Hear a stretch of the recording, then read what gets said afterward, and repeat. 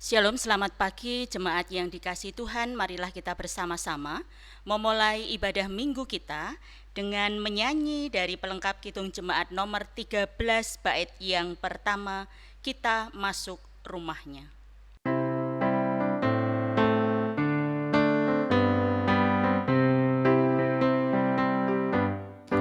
Kita masuk rumahnya, berkumpul menyembah kepadanya.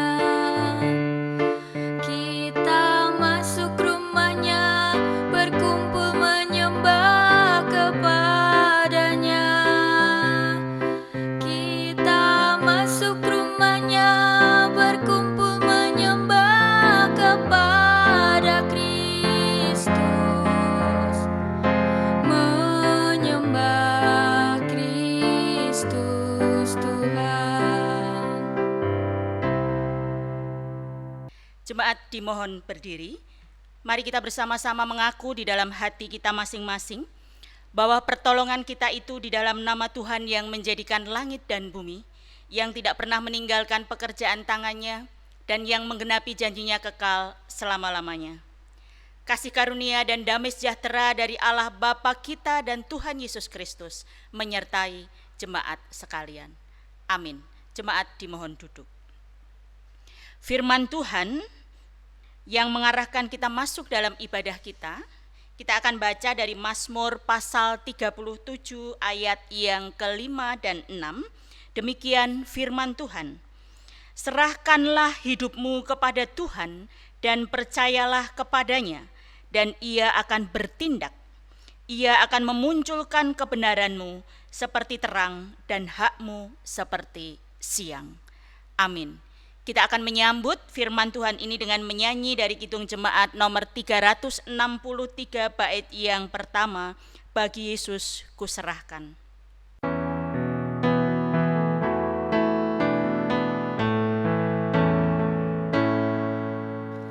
Bagi Yesus kuserahkan hidupku seluruhnya, hati dan perbuatanku, pun waktuku miliknya. Bagi Yesus semuanya, pun waktuku miliknya.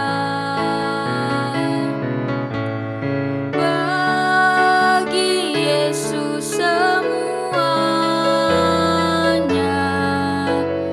pun waktuku miliknya. Hukum kasih yang diberikan kepada kita untuk kita jadikan dasar dalam kehidupan kita. Kita akan membacanya dari Matius pasal 22 ayat 37 sampai 40. Demikian firman Tuhan.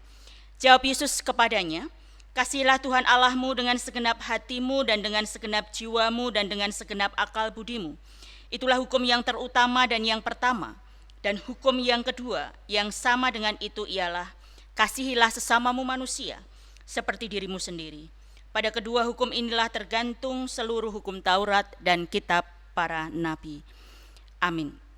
Jemaat yang dikasihi Tuhan, setelah kita mendengar hukum kasih ini dan kita melihat kehidupan kita dalam keseharian kita belum bisa menjadikan hukum kasih ini sebagai dasar. Kita belum bisa mewujudkannya. Oleh karena itu mari kita datang kepada Tuhan meminta pengampunan dosa melalui doa. Mari kita berdoa. Tuhan Allah yang Maha Kasih yang kami kenal di dalam nama Tuhan Yesus Kristus, kasih-Mu yang sejati sudah Engkau nyatakan di dalam pengorbanan-Mu di kayu salib. Karena Engkau mengasihi kami, walaupun kami seringkali jatuh di dalam dosa. Engkau memberikan hukum kasih kepada kami, supaya kami bisa mengasihi Tuhan Allah dengan segenap hati kami, sehingga ketika kami bisa mengasihi Tuhan Allah kami pun bisa mentransformasi, mewujudkan kasih Allah itu untuk mengasihi sesama kami, seperti kami mengasihi diri kami sendiri.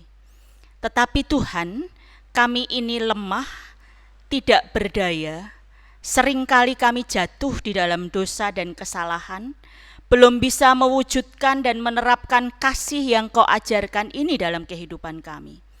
Seringkali kasih yang kami terapkan adalah kasih yang menurut kepentingan kami. Seringkali kasih yang kami wujudkan adalah kasih yang berbalas. Seringkali kasih yang kami wujudkan adalah kasih yang kadangkala menjadikan diri kami belum tentu mewujudkan kasih Tuhan itu, tetapi justru kasih yang kami manipulasi.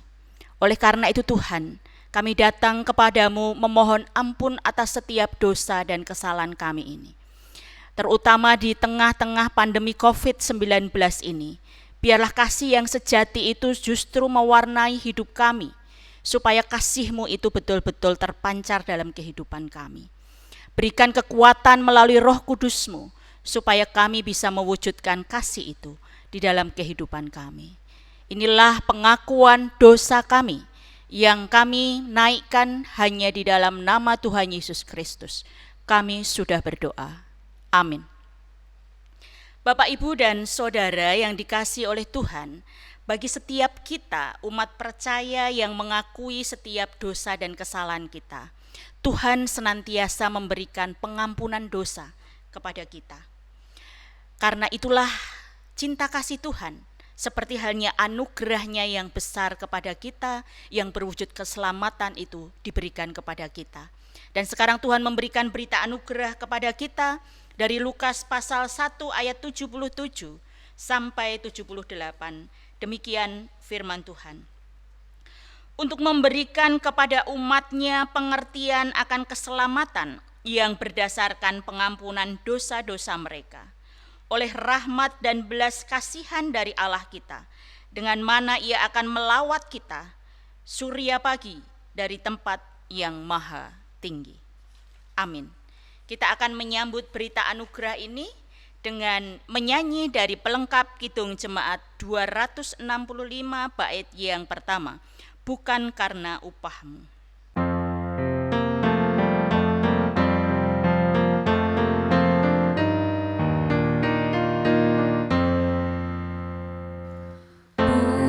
Bukan karena upahmu dan bukan karena kebajikan hidupmu,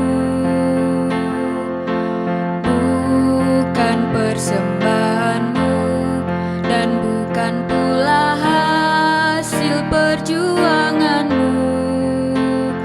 Allah mengampuni kesalahan umatnya oleh karena kemurahannya, melalui pengorbanan putra tunggalnya, ditebusnya dosa manusia. Bersyukur, hai bersyukur, kemurahannya pujilah. Bersyukur, hai bersyukur, selamanya.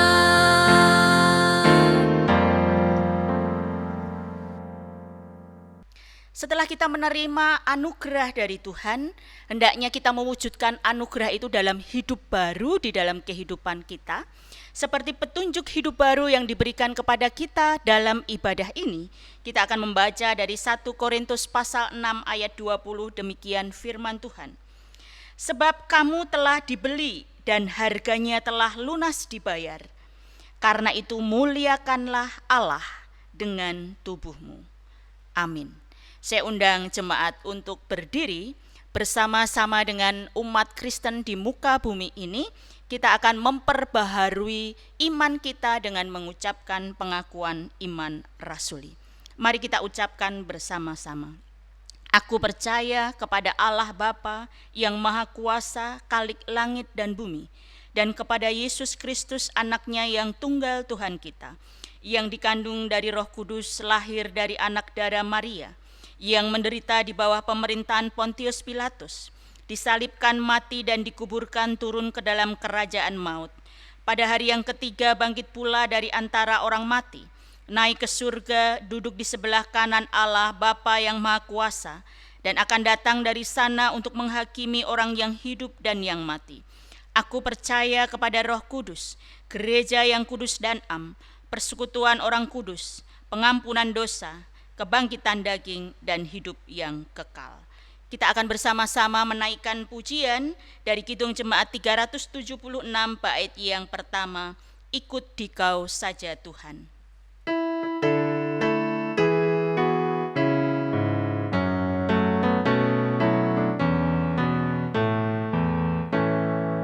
Ikut Dikau saja Tuhan, jalan damai bagiku. Aku selamat dan sentosa hanya oleh darah-Mu. Aku ingin ikut Dikau dan mengabdi padamu. Dalam Dikau juru selamat, ku bahagia penuh. Jemaat yang dikasihi Tuhan, tiba saatnya kita bersama-sama akan membawa setiap pergumulan jemaat kita, pergumulan gereja-gereja, pergumulan bangsa kita di dalam doa syafaat.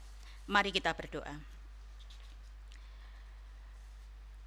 Bapa yang makasih, Bapa yang maha baik, pada saat ini dalam ibadah kami ini, kami datang kepada Engkau. Kami menaikkan segala doa syafaat kami.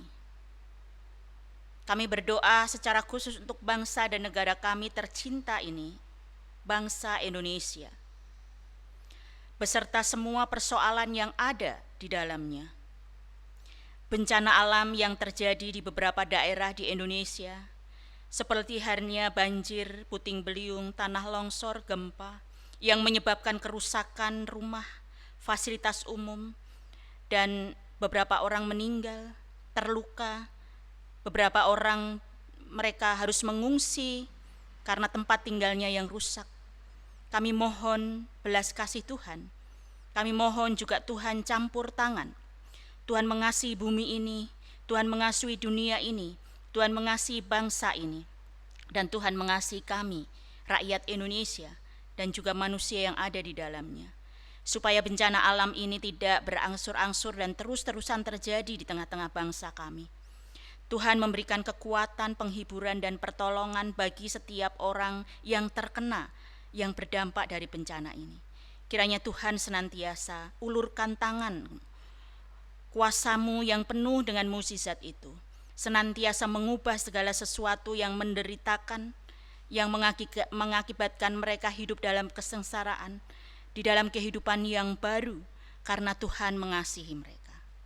Kami juga berdoa untuk virus corona COVID-19 yang masih terus berada di tengah-tengah kehidupan kami, bangsa Indonesia, dan juga mendunia ya Tuhan. Bahkan kebijakan pemerintah PPKM darurat level 4 yang terus masih diperpanjang di Jawa, di beberapa daerah di Jawa dan Bali. Itu terus menjadikan pro dan kontra di tengah-tengah kehidupan masyarakat. Namun Tuhan, kami memohon Tuhan terus bekerja dan berkarya, memberikan hikmat kebijaksanaan kepada para pemimpin bangsa kami, juga kepada seluruh rakyat Indonesia, supaya hikmat yang hanya daripada-Mu lah yang bekerja atas setiap kami, atas setiap para pemimpin.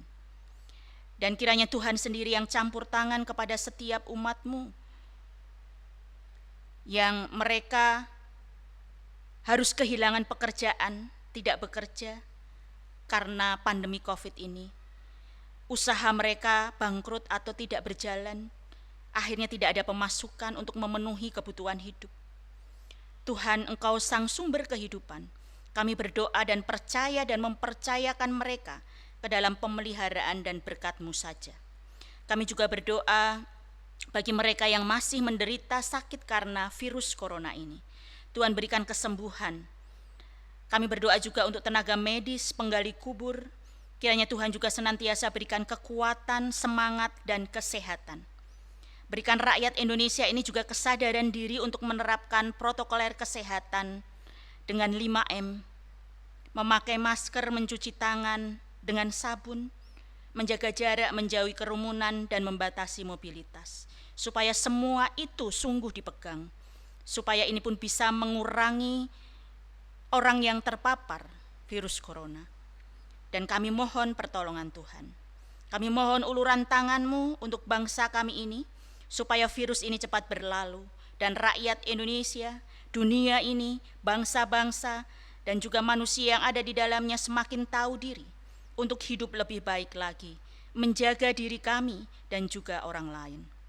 Ya Tuhan, kami juga berdoa untuk gereja-gereja di Indonesia, supaya gereja-gereja di Indonesia, di Jawa Tengah, di Semarang, di Mbululor ini bisa terus berdiri tegak, berdiri kokoh di tengah pandemi ini, tetap menfungsikan diri sebagai garam dan terang dunia, dan nama Tuhan tetap dipermuliakan melalui gereja-gereja Tuhan. Dan secara khusus kami juga berdoa dan menyerahkan sinode dan klasis GKJTU. Tuhan memberkati perjalanan menuju gereja yang kuat dan transformatif melalui setiap program-program yang dicanangkan. Engkau memberikan hikmat kebijaksanaan kepada setiap MPH, baik di sinode maupun di klasis. Begitu juga kami menyerahkan panitia sidang MPL ketiga sinode ke-29. Kiranya Tuhan sendiri yang senantiasa memberkati. Dan Tuhan memberikan semangat bagi mereka untuk mempersiapkan sidang ini supaya bisa berjalan dengan baik di tahun 2022 nanti. Kami juga berdoa untuk jemaat yang Kau cintai ini, khususnya yang sakit Tuhan sembuhkan, yang usia lanjut, yang anak-anak masih duduk di bangku sekolah, pemuda, semua jemaat, satu persatu Tuhan berikan kekuatan dan kesehatan. Kami juga berdoa untuk pergumulan semua jemaat. Tuhan campur tangan, Tuhan memberikan apa yang menjadi kebutuhan dan keperluan jemaat-Mu di tempat ini. Kami memohon Tuhan mengulurkan tangan untuk setiap kami, jemaat-Mu ini. Kami juga menyerahkan untuk para pelayan jemaat-Mu. Tuhan menambahkan kepintaran, kecerdasan, dan hikmat yang Kau berikan, supaya pelayan-pelayan-Mu ini sungguh berkenan di hadapan Tuhan di dalam melakukan tanggung jawab yang sudah Tuhan berikan kepada kami, pelayan-pelayan-Mu di tempat ini. Kami juga menyerahkan untuk setiap program di jemaat ini. Tuhan menyertai, Tuhan memberkati. Terkhusus bagi pembangunan gedung gereja yang sementara ini berhenti, kami memohon penyertaan Tuhan, dan biarlah Tuhan sendiri yang campur tangan dan mencukupkan segala kebutuhan kami, jemaat-Mu di tempat ini. Pemeliharaan-Mu yang sempurna kami rindukan dan kami percaya Kau nyatakan untuk jemaat-Mu ini. Inilah doa syafaat kami, biarlah Tuhan sendiri yang menyempurnakan doa kami ini. Di dalam nama Tuhan Yesus kami sudah berdoa dan bersyukur. Amin. Jemaat yang dikasihi Tuhan, kita saat ini bersama-sama akan diberikan kesempatan oleh Tuhan untuk memberikan persembahan. Ada firman Tuhan yang mengarahkan kita untuk mengucap syukur di dalam persembahan kita. Kita akan membaca dari Matius pasal 5 ayat 23 sampai 24, demikian firman Tuhan.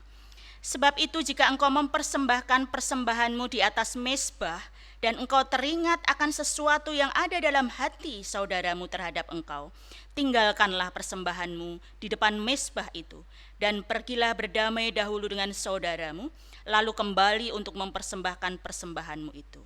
Amin. Kita akan memberikan persembahan kepada Tuhan dengan menyanyi dari pelengkap Kidung Jemaat 147 bait yang pertama. Di sini aku bawa.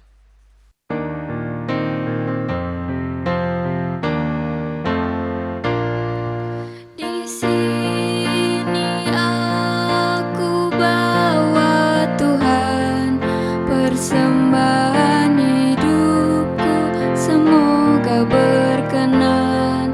Berapalah nilainya Tuhan dibandingkan berkat-Mu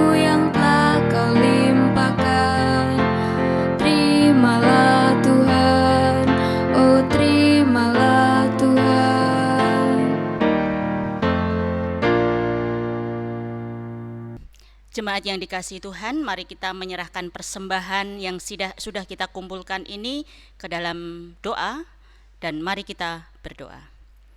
Ya Tuhan, inilah ungkapan syukur kami yang kami wujudkan di dalam persembahan berupa materi ini.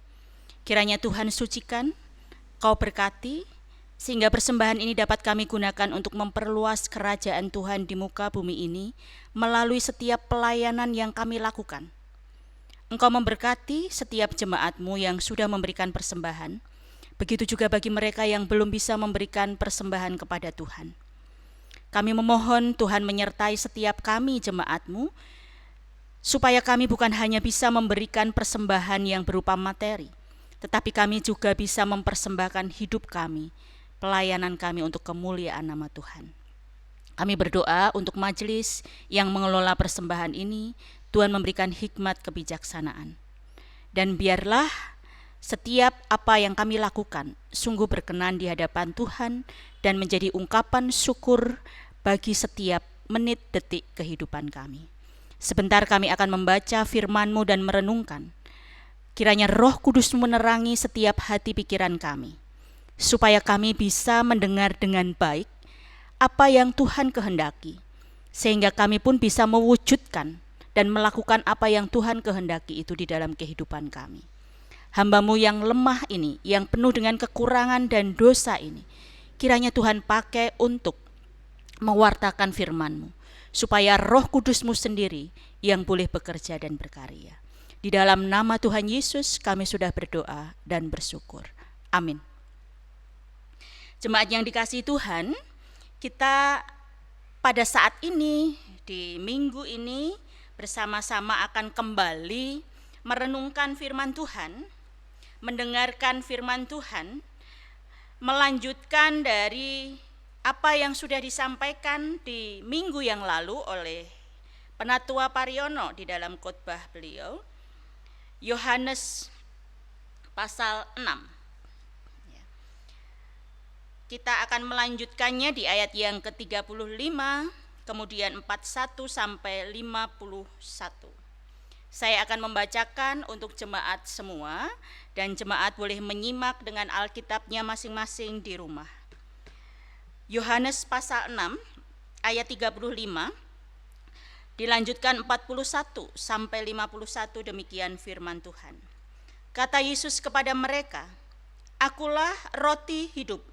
Barang siapa datang kepadaku, ia tidak akan lapar lagi, dan barang siapa percaya kepadaku, ia tidak akan haus lagi." Maka bersungut-sungutlah orang Yahudi tentang dia, karena ia telah mengatakan, "Akulah roti yang telah turun dari surga." Kata mereka, "Bukankah ia ini Yesus anak Yusuf yang ibu bapaknya kita kenal? Bagaimana ia dapat berkata, 'Aku telah turun dari surga'?"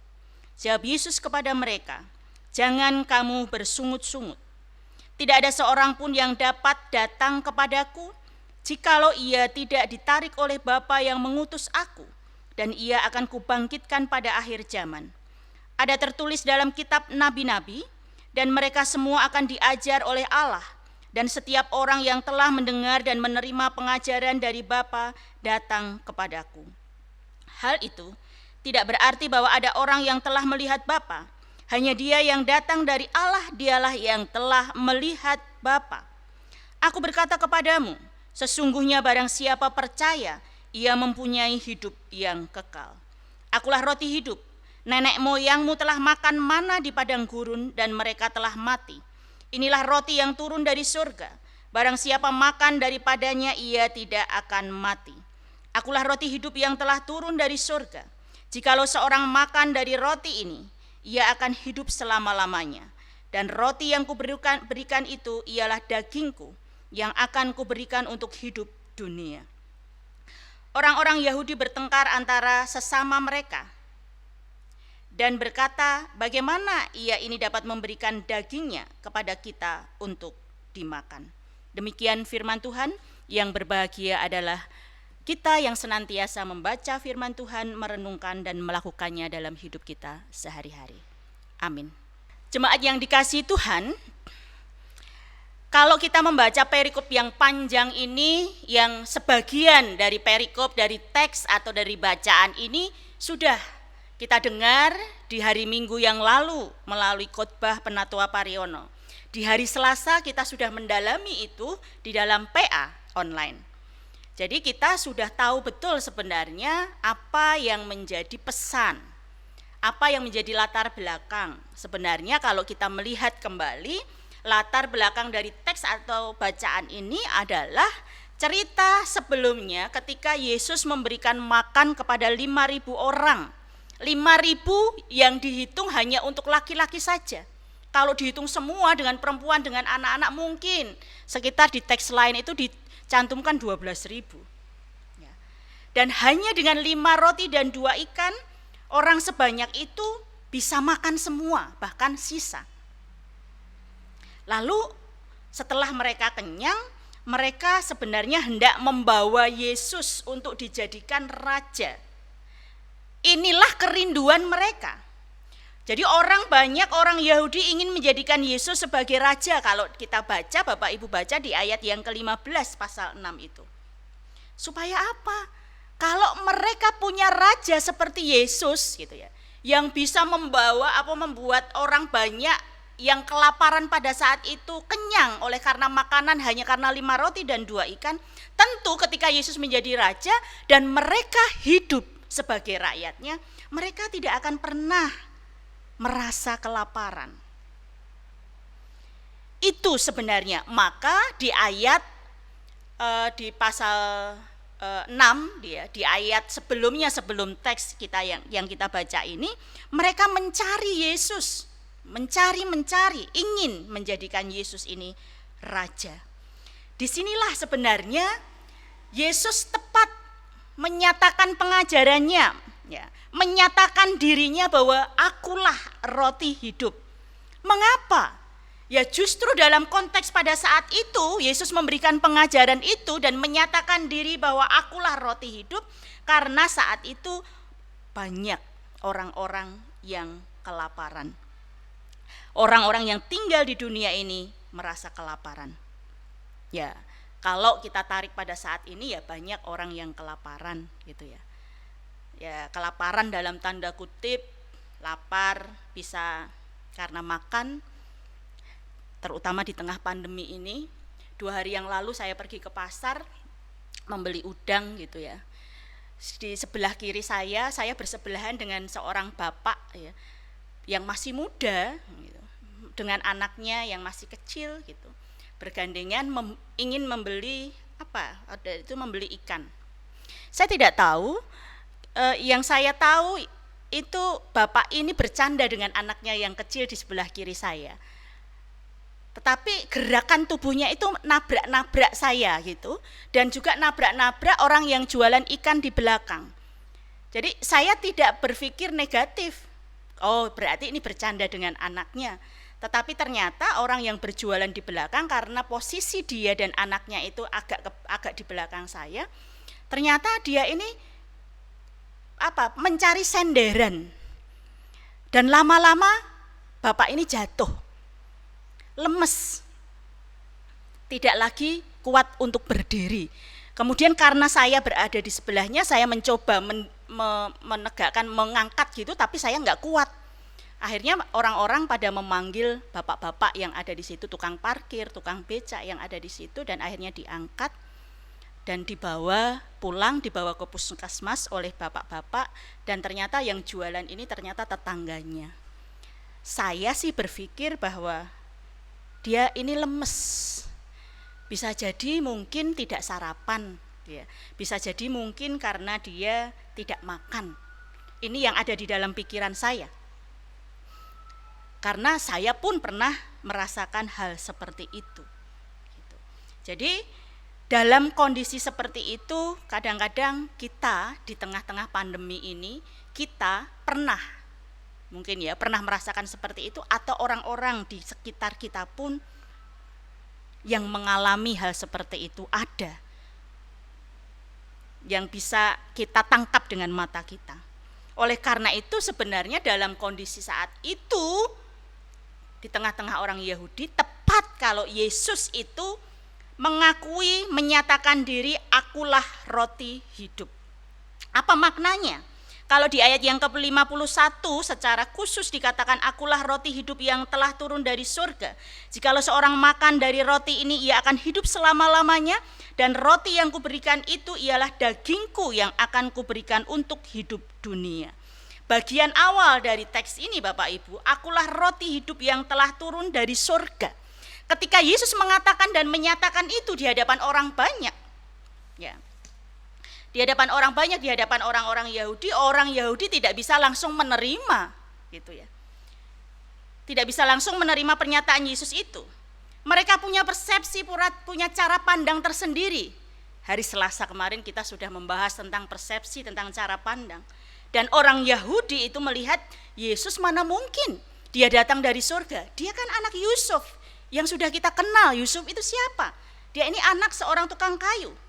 Orang Yahudi hanya melihat bahwa Yesus itu hanya manusia biasa, seperti pada umumnya orang-orang pada saat itu, sehingga mereka tidak bisa menerima ketika Yesus mengatakan bahwa dirinya adalah roti hidup yang turun dari surga.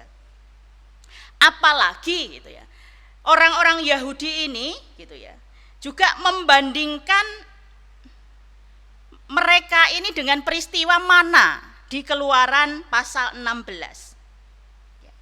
Jadi mana itu kan makanan bangsa Israel di padang gurun. Jadi ketika mereka bangsa Israel baru keluar dari Mesir gitu ya, meninggalkan Mesir, mereka ada di padang gurun, mereka mengalami kelaparan, kemudian Allah memberikan makanan kepada mereka berupa mana yang berwarna putih seperti ketumbar dan rasanya seperti kue madu. Dan mana itu datang setiap pagi hari. Mana itu datang setiap pagi hari seperti embun. Di hari pertama sampai hari kelima saja di setiap pagi hari. Karena mana ini tidak akan tahan jika mana ini disimpan. Kalau disimpan sampai kena matahari, maka mana ini akan menjadi busuk. Baunya sudah enggak enak lagi dan ada ulat-ulat di dalamnya. Jadi ini sebenarnya menggambarkan supaya orang-orang Israel pada saat itu tidak serakah. Ambillah mana yang setiap pagi diturunkan Allah itu sesuai dengan kebutuhannya, kebutuhan mereka dengan keluarga. Jadi kalau hal serakah kemarin di minggu yang lalu, Penatua Pariono sudah mengungkap ini dengan jelas. Jadi Bapak Ibu dan Saudara yang dikasih oleh Tuhan, kalau di ayat yang ke-48 kemudian Yesus membandingkan roti mana itu dengan dirinya sendiri, yaitu roti hidup. Yesus sengaja menjelaskan hal ini karena orang Yahudi begitu membanggakan dan mensakralkan roti mana sebagai wujud nyata pertolongan Tuhan di padang gurun ketika mereka kelaparan. Jadi roti mana itu untuk mengenyangkan perut yang lapar. Roti itu meskipun dari surga tetap roti fisik, untuk kebutuhan perut jasmani orang-orang Israel. Jadi roti mana itu tetap saja bersifat sementara, dan orang Israel yang telah makan roti mana pada akhirnya juga akan mati sebagaimana manusia mestinya. Jadi roti mana itu tidak menjadikan manusia hidup kekal. Jadi mana yang turun setiap pagi, dan Israel, bangsa Israel memungut setiap hari, dan Israel menikmatinya. Itu hanya mana fisik, mana jasmani. Tetapi Yesus mengatakan akulah roti hidup. Harus kita nikmati setiap hari juga. Karena kasih-Nya yang begitu besar kepada kita, itu akan mengenyangkan bukan hanya jasmani kita, tetapi jiwa kita. Oleh karena itu datang dan kenalilah dan percayalah kepada Yesus sang roti hidup itu. Jadi roti hidup adalah Yesus Kristus sendiri. Yang kedua, jikalau seorang makan roti ini, jadi di ayat yang ke-51 seterusnya tadi kan mengatakan jika seorang makan roti ini, ia akan hidup selama-lamanya.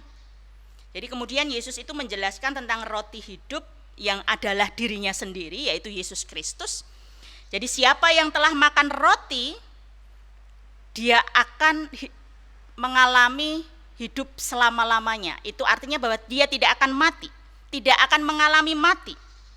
Jadi makan roti hidup itu artinya menerima dan mengundang Tuhan Yesus masuk ke dalam kehidupan kita secara utuh. Jadi roti hidup itu masuk ke dalam kehidupan kita, memberikan jaminan kehidupan yang kekal.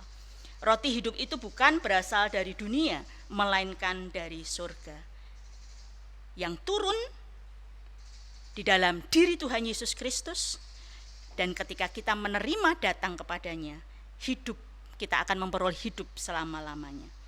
Dan di ayat yang ke-54, roti hidup, akulah roti hidup. Ketika kita makan daging dan minum, ya, kalau Yesus mengatakan, ketika engkau makan dagingku dan minum darahku, ia mempunyai hidup kekal, maka aku akan membangkitkan dia pada akhir zaman. Jadi roti hidup itu adalah sebuah jaminan untuk memperoleh hidup yang kekal, hidup selama-lamanya walaupun nanti kita sudah mati. Itu artinya kekekalan itu diberikan kepada kita melalui sang roti hidup. Yang ketiga, pada bagian akhir di ayat yang ke-51 itu, ya, Tuhan Yesus menegaskan bahwa roti hidup itu adalah Yesus Kristus yang dikorbankan untuk dunia ini. Melalui pernyataan itu, Yesus hendak memberitakan bahwa dirinya itu berkorban untuk keselamatan dunia. Salib itu mulai diberitakan pada saat itu. Jadi di bagian akhir ini Tuhan berkata, dan roti yang kuberikan itu ialah dagingku yang akan kuberikan untuk hidup di dunia. Apa artinya? Ini adalah penyataan akan pengorbanan Tuhan Yesus dalam rangka memberikan kehidupan bagi dunia. Roti hidup itu adalah pengorbanan Tuhan Yesus untuk dunia. Apakah itu berarti kemudian Tuhan Yesus mati? Tidak. Tuhan Yesus kemudian bangkit dari kematian dan menyatakan kemuliaannya sebagai Allah. Ini menjadi teladan bagi kita Bapak Ibu, karena telah menerima roti hidup, jadi tanggung jawab kita adalah memberi roti hidup itu kepada dunia ini. Seperti yang dilakukan Tuhan Yesus, kita harus berani berkorban memberikan hidup kita untuk hidup orang lain. Ketika kita menolong orang lain, sebenarnya kita sedang memberikan roti hidup itu kepada mereka. Sama dengan Tuhan Yesus yang kemudian dia bangkit. Jika kita berani berkorban memberikan roti hidup untuk orang lain itu akan hidup dan kita akan semakin hidup karena hidup kita menjadi bermakna. Roti hidup itu pengorbanan Tuhan Yesus untuk hidup di dunia. Maka kita harus berani berkorban memberikan roti hidup itu kepada orang lain. Yang keempat, ayat yang ke-51 yang terakhir kemudian mengatakan, akulah roti hidup. Roti hidup itu memberikan hidup kita terjamin, ada jaminan gitu ya. Yesus itu bukan hanya juru selamat, membawa kita kepada kehidupan di surga. Yesus itu bukan hanya mengampuni dosa kita. Yesus itu bukan hanya menyembuhkan penyakit yang kita derita, tetapi dia menjamin kebutuhan kehidupan kita sehari-hari di muka bumi ini. Itu yang dikatakan dalam firman Tuhan ini di ayat yang ke-51. Percayakah kita akan hal itu? Lalu di ayat yang ke-35, barang siapa datang kepadaku, ia tidak akan haus dan lapar lagi. Karena di dalam Kristus itu tidak akan ada kelaparan. Jadi seperti yang tadi ciri orang kelaparan itu yang saya katakan di awal tadi. Orang akan lemes, orang akan sakit, pusing, kemudian mungkin akan mudah marah. Oleh karena itu di tengah-tengah itu rasa kelaparan datanglah pada roti hidup, sang roti hidup. Maka apa yang kamu butuhkan itu akan dipenuhi. Yang kelima, ayat yang ke-56. Akulah roti hidup. Jadi ketika engkau makan dagingku dan minum darahku, ia tinggal di dalam aku dan aku di dalam dia. Apa maksudnya Bapak, Ibu, dan Saudara?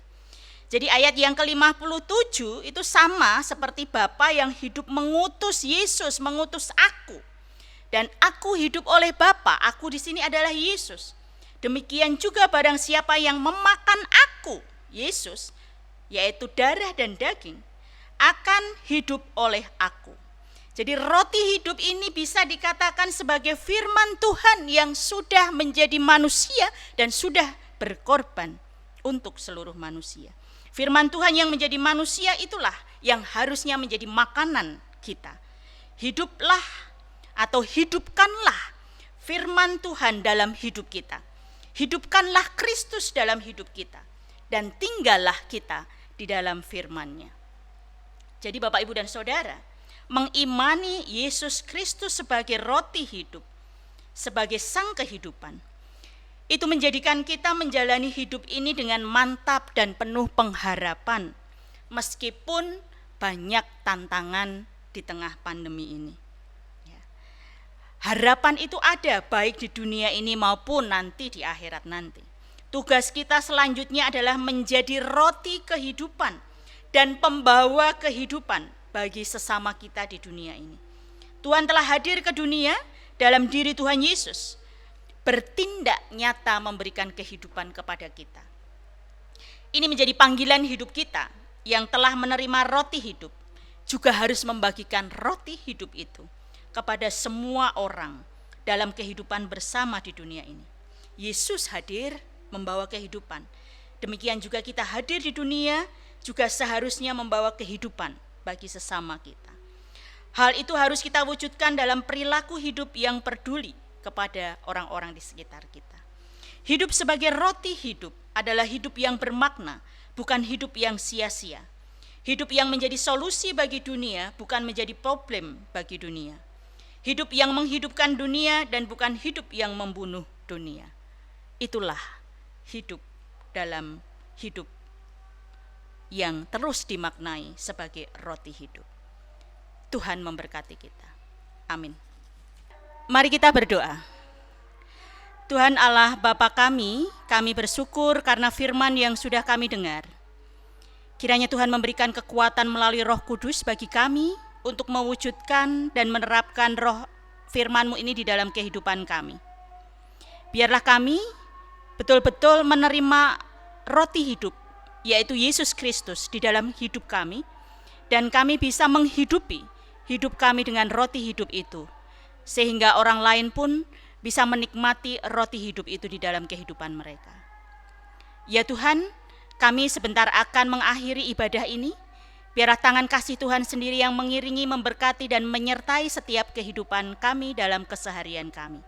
Dan kami bersama-sama mengakhiri doa kami ini dengan mengucapkan doa yang sudah Tuhan ajarkan kepada kami. Bapa kami yang ada di surga, dikuduskanlah nama-Mu, datanglah kerajaan-Mu, jadilah kehendak-Mu di bumi seperti di surga. Berikanlah kami pada hari ini makanan kami yang secukupnya, dan ampunilah kami akan kesalahan kami, seperti kami juga mengampuni orang yang bersalah kepada kami. Dan janganlah membawa kami ke dalam pencobaan, tetapi lepaskanlah kami daripada yang jahat. Karena Engkaulah yang mempunyai kerajaan dan kuasa dan kemuliaan sampai selama-lamanya. Amin. Jemaat yang dikasihi Tuhan, mari kita menyambut firman Tuhan ini dengan menyanyi dari Kidung Jemaat nomor 464 bait yang ketiga. Tuhan pecahkanlah roti hayat.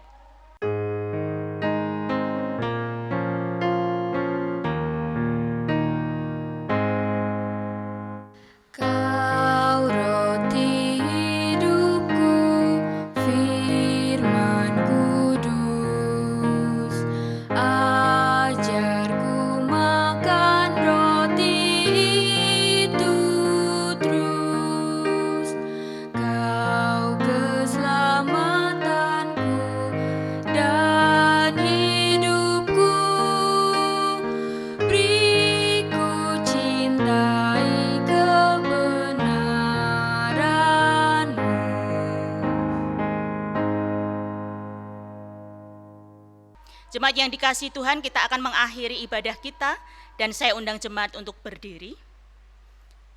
Bersama-sama kita akan kembali ke dalam setiap pekerjaan aktivitas kita dengan menjadikan roti hidup itu selalu menghidupi hidup kita. Dan masing-masing jemaat terimalah berkat Tuhan. Tuhan memberkati engkau dan melindungi engkau. Tuhan menyinari engkau dengan wajah-Nya dan memberi engkau kasih karunia.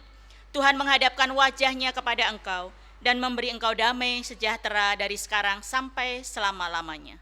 Amin. Kita tutup dengan pujian Kidung Jemaat 412 bait yang pertama, Tuntun Aku Tuhan Allah.